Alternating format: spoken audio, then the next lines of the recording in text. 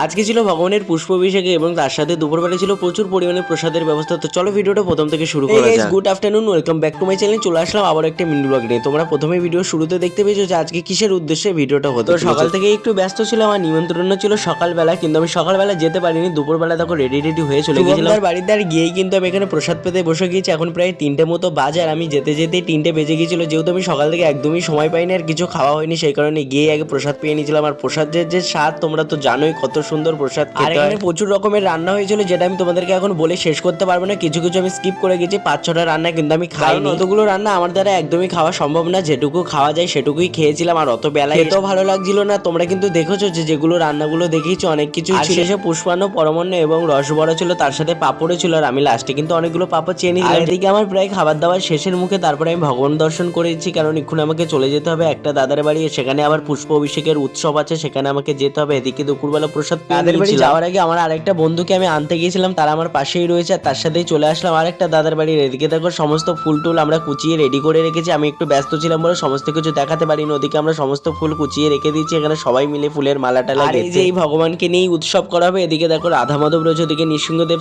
পাশেই বড় ঠাকুরকে নিয়ে আজকে পুষ্প অভিষেকের উৎসব হবে। আর পাশে দেখো 3টে গোপাল রয়েছে, পাশে বলতে এই সামনে বসে আছে, তোমরা হয়তো দেখতেই পাচ্ছ। এদিকে দেখো সবাই ভক্তরা চলে এসেছে, আর এদিকে আমিও বসে রয়েছি, এই ধুতি তিলক সমস্ত কিছু পরেও নিয়ে। তারপরে আমি একটা কাজের জন্য বাইরে চলে যাই একটু সমস্যার কারণে। আর এদিকে দেখো পুষ্প অভিষেক প্রায় অনেকেই শুরু করে দিয়েছে, আর আমি একটু লাস্টে এসেই ভগবানের চরণে পুষ্প দিয়ে দিয়েছিলাম। আর এখানে দেখো প্রচুর ফুল, কারণ প্রচুর ফুল আনা হয়েছিল। আর এদিকে কত সুন্দর যে ভগবানকে লাগছে তোমাদেরকে বলে বোঝানো যাবে না। ফোন থেকে দেখছো, কিন্তু ফোন থেকে দেখে কতটা সুন্দর লাগছে আমি জানি না। আমরা যে সামনে থেকে দেখেছিলাম ভগবানের একটা আলাদাই সৌন্দর্য লাগছিল, যেটা তোমাদেরকে বলে বোঝানো যাবে না। তোমরা কিন্তু আমার চ্যানেলটাকে অবশ্যই সাবস্ক্রাইব করে নিও। হ্যাঁ, কে কোথা থেকে আমার ভিডিওটা দেখছো সেটা কিন্তু অবশ্যই কমেন্ট করে জানিও। তারপর দাদাদের বাড়ি এখানে খিচুড়ি প্রসাদ পেয়ে ভগবানের প্রসাদী মালা নিয়ে চললাম বাড়ির উদ্দেশ্যে। ভিডিওটা কেমন লেগেছে অবশ্যই কমেন্ট করে জানিও। ভালো লাগলে চ্যানেলটাকে সাবস্ক্রাইব করে নিও। রাধে।